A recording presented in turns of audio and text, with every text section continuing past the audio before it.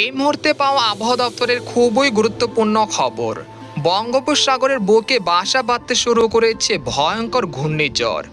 আগামী 22শে মে এর পরেই বঙ্গোপসাগরে তৈরি হতে পারে শক্তিশালী নিম্নচাপ, যা অনুকূল পরিবেশ পেলে এবং মহান আল্লাহ তাআলার হুকুম হলে এটি সরাসরি ঘূর্ণিঝড় রূপ নিতে পারে। যদি এটি ঘূর্ণিঝড় রূপ নেয় তাহলে এর নাম হবে ঘূর্ণিঝড় রেমাল। এটি ওমানের দেওয়া নাম। এই ঘূর্ণিঝড়টি কোন দিকে এগোবে জানতে হলে ভিডিওটি প্রথম থেকে শেষ পর্যন্ত দেখতে থাকুন। বর্তমানে যে চলমান ভ্যাপসা গরম রয়েছে, সেই ভ্যাপসা গরমের তীব্রতা কতদিন অব্যাহত থাকতে পারে এবং কবে নাগাদ আসতে পারে মেঘ বৃষ্টি, জানতে হলে ভিডিওটি প্রথম থেকে শেষ পর্যন্ত দেখতে থাকুন।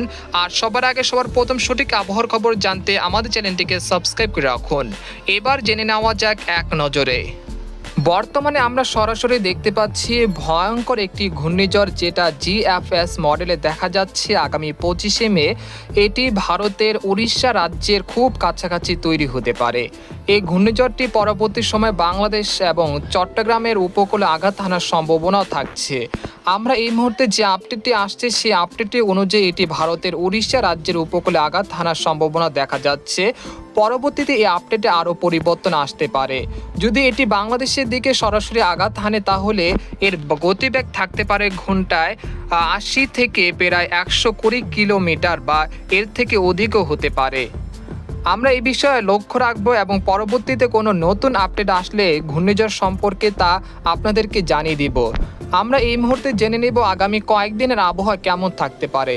বর্তমানে যে আবহাওয়া পরিস্থিতি রয়েছে সেখানে দেখা যাচ্ছে যে বাংলাদেশ সহ ভারতের বিভিন্ন রাজ্যে যে তাপপ্রবাহ রয়েছে সেটা আবারও শুরু হয়েছে এবং কোথাও কোথাও মাঝারি থেকে তীব্র তাপপ্রবাহ বয়ে যাচ্ছে। তবে এই তাপপ্রবাহ পরিস্থিতি আগামী রবিবার পর্যন্ত চলতে পারে। এই সময় কোথাও কোথাও সর্বোচ্চ তাপমাত্রা উঠে যেতে পারে 40 ডিগ্রি সেলসিয়াসের ঘরে, যেমন রয়েছে রাজশাহী, রংপুর, তারপরে খুলনা বিভাগের বিভিন্ন জেলায় এই তাপমাত্রা রেকর্ডকৃত হতে পারে। তবে ঢাকা সহ ময়মনসিংহ, চট্টগ্রাম, সিলেট বিভাগের অধিকাংশ জেলায় তাপপ্রবাহ অনুভূত হচ্ছে। তবে আগামী 20 তারিখের পর থেকেই এই তাপপ্রবাহ সাময়িকের জন্য হ্রাস পেতে পারে, যার ফলস্বরূপ আমরা দেখতে পাচ্ছি আগামী 20 তারিখ দেশের উত্তর পূর্ব অঞ্চল ময়মনসিংহ, আপনাদেরকে জুম করে দেখিয়ে দিচ্ছি, ময়মনসিংহ, নেত্রকোনা, তারপরে নন্দিল, তারপর কিশোরগঞ্জ, তারপরে সুনামগঞ্জ, সিলেট, শেরপুর, জামালপুর, গাইবান্ধা এই অঞ্চল দিয়ে কিন্তু কালবৈশাখী ঝড় হতে পারে আগামী 20 তারিখ রাতের দিকে। পরবর্তীতে এটি আরও বিস্তৃত হতে পারে, সেই আপডেটটি আপনাদেরকে জানিয়ে দেব। এই মুহূর্তে আমরা দেখতে পাচ্ছি 20 তারিখ সন্ধ্যের দিকে আমরা দেখতে পাচ্ছি যশোর, তারপর রয়েছে চুয়াডাঙ্গা, মেহেরপুর, পাবনা এই অঞ্চলে একটি কালবৈশাখী ঝড় তৈরি হতে পারে। পরবর্তীতে এটি দেশের বিভিন্ন স্থানে বিস্তৃত হতে পারে। সেই সাথে পশ্চিম বাংলার যে কলকাতা, তারপর বানকুড়া, বর্ধমান, মুর্শিদাবাদ এই অঞ্চলে আগামী 20 তারিখ রাতের দিকে ব্যাপক ঝড় বৃষ্টির সম্ভাবনা থাকছে। সেই সঙ্গে ঢাকা বিভাগের কিশোরগঞ্জ, তারপরে নরসিংদী, গাজীপুর, কালিয়া এই অঞ্চলে কিন্তু বৃষ্টিপাতের সম্ভাবনা থাকছে 20 তারিখ সন্ধ্যের দিকে। এছাড়াও ব্রাহ্মণবাড়িয়া, হবিগঞ্জ এই অঞ্চলেও বৃষ্টিপাতের সম্ভাবনা থাকছে। এরপর আমরা রাত 9টার দিকে চলে আসলাম। রাত 9টার দিকে আসার পর আমরা দেখতে পাচ্ছি দেশের দক্ষিণ অঞ্চলে বরগুনা, বাগেরহাট, তারপরে রয়েছে বরিশাল, খুলনা, মুলাদি, গোপালগঞ্জ, চাঁদপুর, ফরিদপুর, রাজবাড়ী এই অঞ্চলে ব্যাপক বৃষ্টিপাতের সম্ভাবনা দেখা যাচ্ছে 20 তারিখ রাতের দিকে।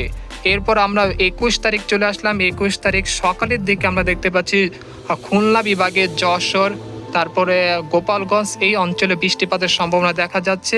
এছাড়া দেশের উপকূলীয় অঞ্চলগুলোতেও বৃষ্টিপাতের সম্ভাবনা দেখা যাচ্ছে 21 তারিখ নাগাদ। তারপরে 21 তারিখ দুপুরের দিকে আসার পর আমরা দেখতে পাচ্ছি বরিশাল, মুলাদি, তারপরে পটুয়াখালী, চরফ্যাশন এই অঞ্চলে ব্যাপক ঝড় বৃষ্টিপাতের সম্ভাবনা দেখা যাচ্ছে 21 তারিখ দুপুরের দিকে। এরপর 21 তারিখ সন্ধ্যের দিকে আমরা আসার পর দেখতে পাচ্ছি এই অঞ্চলে পুরা আবহাওয়া পরিষ্কার রয়েছে।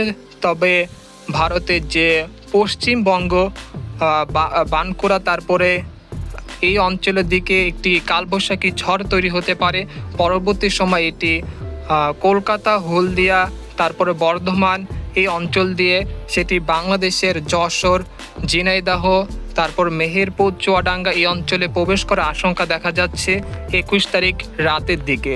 তারপর আমরা চলে আসলাম 22 তারিখ কেমন আবহাওয়া থাকতে পারে সেই পরিস্থিতি দেখে নেব। আমরা দেখতে পাচ্ছি 22 তারিখ সকালের দিকে যশোর এবং খুলনার দিকে কিছুটা সামান্য বৃষ্টিপাতের সম্ভাবনা রয়েছে, সেটা খুব সামান্য হতে পারে। তারপরে 22 তারিখ দুপুরের দিকে দেখতে পাচ্ছি ভারতের শ্রীলং এই অঞ্চলে কিন্তু বৃষ্টিপাতের সম্ভাবনা দেখা যাচ্ছে। একটি ছোটোখাটো কালবৈশাখী ঝড় সেটি পরবর্তীতে সিলেট বিভাগের বিস্তীর্ণ অঞ্চল জুড়ে বিস্তার লাভ করতে পারে। এরপর আমরা 23 তারিখ চলে আসবো। 23 তারিখ কেমন থাকতে পারে? তো আমরা দেখতে পাচ্ছি 23 তারিখও বৃষ্টিপাতের সম্ভাবনা রয়েছে ময়মনসিংহ, সিলেট বিভাগের অধিকাংশ জেলায়। অর্থাৎ বলা যায় আগামী 20 থেকে 23 তারিখ নাগাদ একটি বিক্ষিপ্ত বা বৃষ্টি বলয় দেশের দিকে ধেয়ে আসতে পারে। এর ফলে কিছুটা সাময়িকের জন্য তাপ প্রবাহ থেকে স্বস্তি মিলতে পারে দেশবাসী এবং রাজ্যবাসী। তো এই ছিল খবর। এরকম লেটেস্ট আবহাওয়ার খবর জানতে আমাদের সাথে থাকবেন।